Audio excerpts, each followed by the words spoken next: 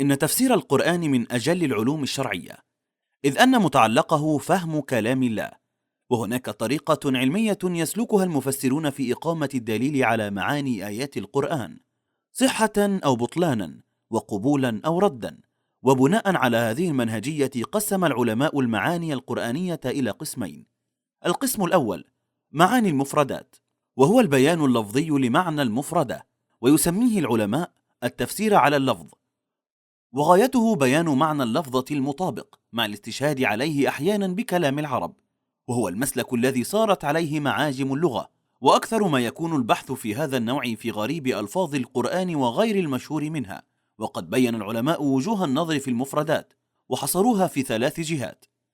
الأول، جهة المعاني التي وضعت الألفاظ المفردة مقابلها، وهذا يتعلق بعلم اللغة والمعاجم.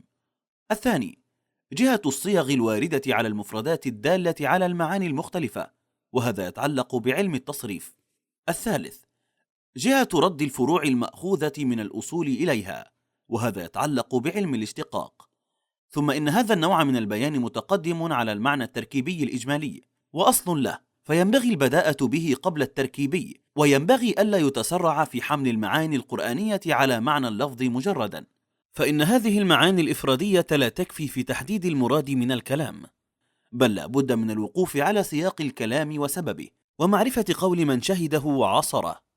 القسم الثاني معاني التراكيب، وهو البيان الإجمالي لمعنى المفردة القرآنية حال تركيبها في الكلام، ويسميه العلماء التفسير على المعنى، وغايته بيان المراد من معنى الآية دون النظر إلى تحرير ألفاظها لغة أو بيان المعنى المطابق لألفاظها.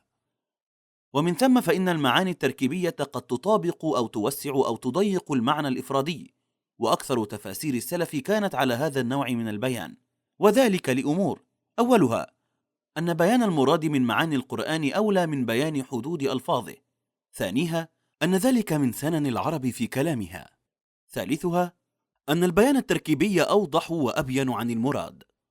وقد حصر العلماء وجوه النظر في التراكيب القرآنية في 4 جهات. الأولى، جهة تأدية التراكيب لأصل المعنى بحسب الإعراب، وهذا يتعلق بعلم النحو.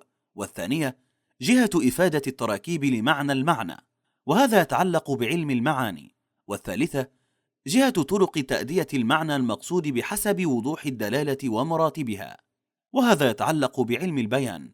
والرابعة، جهة الفصاحة اللفظية والمعنوية والاستحسان، وهذا يتعلق بعلم البديع. ويأتي البيان التركيبي في كلام المفسرين في عدة صور، منها التفسير بالمثال واللازم وجزء المعنى وبما يؤول إليه الأمر. وإن أكمل مناهج التفسير وأوفاها هو الجمع بين نوعي البيان، الإفرادي ثم التركيبي، ليعرف أصل اللفظة في كلام العرب وما طرأ عليها من تغيير في التركيب القرآني، ولتتبين علاقة تفاسير السلف بالمعنى اللغوي، فيسهل التأليف بينها وبيان اتفاقها على الحقيقة. وأخيرا، فتفسير كلام الله من أعظم الأمور، ولا يجوز لأحد أن يخوض فيه دون أن يسلك الطريقة العلمية الصحيحة لبيان معانيه وفهم مراميه. مستفاد من كتاب الاستدلال في التفسير، تأليف الدكتور نايف الزهراني.